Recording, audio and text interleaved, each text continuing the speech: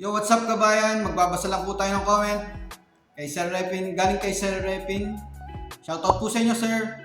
Sir, magandang araw. Pwede po ba mag-load ng ibang STC number? Maraming salamat sa sagot. Ayan po sir, pwede po mag-load ng ibang STC number sa STC Pay.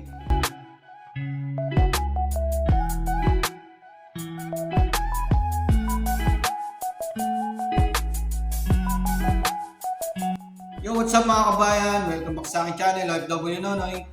Bali, ang sunod ko pong i-share na video is kung paano mag-load ng ibang STC number sa STC Pay. Ayan, pag meron po kayong loadan na ibang number, pag may papasahan po kayo ng load, at gusto nyo pong gamitin ng STC Pay, ito po ang gawin nyo. Okay, simulan na po natin. Login lang kayo sa STC Pay nyo.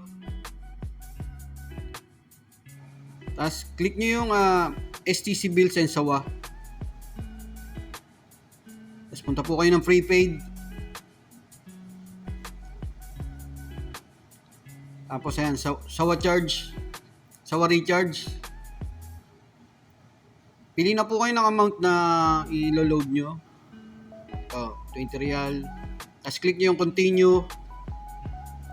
Ilagay nyo na po yung mobile number na isesendan nyo ng load. Ilagay nyo yung 966 na format, tapos yung kasunod na po yung number. Tapos continue nyo po ulit. Ayan, order summary, double check nyo lang po.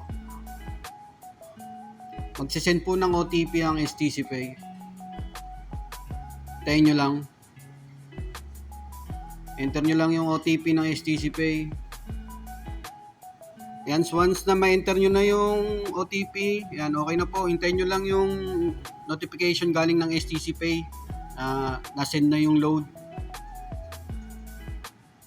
Ayan, may message na po. Magme-message po kagad yan na pinaka-receipt nyo po yan para kung sakaling nagkaroon ng problema.